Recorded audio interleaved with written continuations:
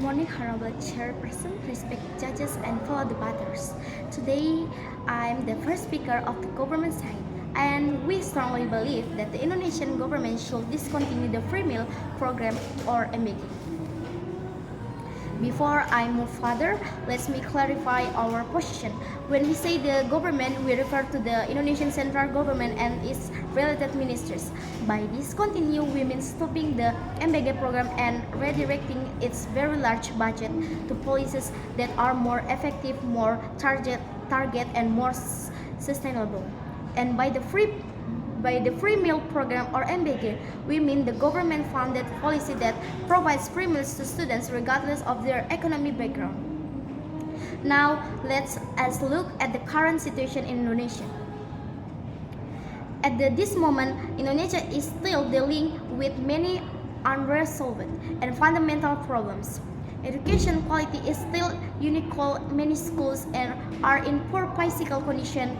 Teachers in many areas are underpaid, and access to healthcare remains limited, especially in rural and remote regions. At the same time, the MBG program requires a massive amount of state funding and highly complex nationwide logistics.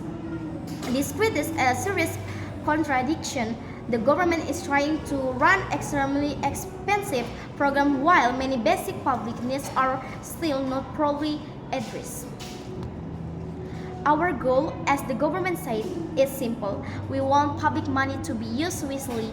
We want policies that are fair and targeted, and we want the government to focus on long-term solution instead of the short-term political appeal. If MBG is continue, the first major impact is that the burden on the national budget will become even every single year. Providing free meals only on a daily basis to millions of students is not one-time expenses. It is permanent and growing financial commitment. As more funds are locked into MBG, the government will have less flexibility to respond to urgent needs. This means budget for repairing classrooms, improving teacher welfare, expanding healthcare service, and strengthening social protection programs will be pushed aside. Over time, MBG does not just cost money, it forces the government to neglect more strategic priorities. So the second major impact is serious distribution problems that worsen regional inequality. Indonesia is a vast archipelagic country with thousands of islands. Delivering food evenly and one time across all regions is extremely difficult. In reality, schools in urban areas often receive meals regularly and better in condition, while schools in rural and remote areas face delays, shortages, or inconsistent delivery. In some cases, food arrives late, cold, or already unsuitable for consumption. The real and immediate impact is that children in disadvantaged regions who actually need nutritional support the most end up receiving less benefit. Instead of reducing inequality, MBG risks making regional gaps even wider. So the third impact is the growing problem of food and quality and safety. When food is produced and distributed on such a massive scale, maintaining proper hygiene and nutritional standards become very challenging. Difference in suppliers, storage facilities, and transportation conditions increase the risk of contamination and nutrition imbalance. There have already been concerns about meals that do not meet basic nutritional standards or are poorly handled. If MBG continues and expands, these risks will only increase, potentially endangering students' healthy and undermining public trust in government programs. The fourth and most fundamental impact is that MBG is not target policy.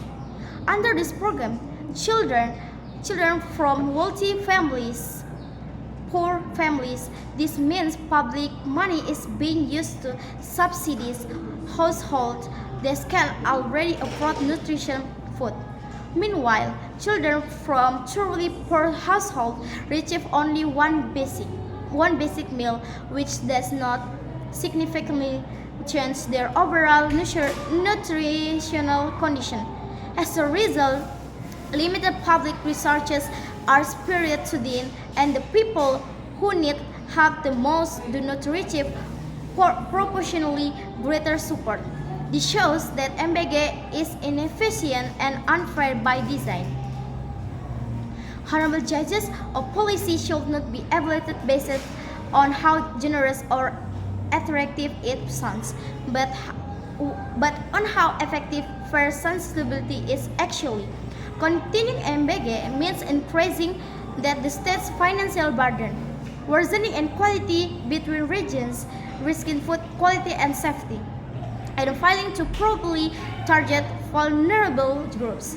There are not small technical issues, these are fundamental policy flaws. Therefore, for the sake of fiscal responsibility, social justice, and long-term public welfare, we strongly believe that the Indonesian government should discontinue the free meal program, redirect its resources to smarter, targeted, and sustainable solution that address poverty, nutrition, education, healthcare access, and family welfare more directly.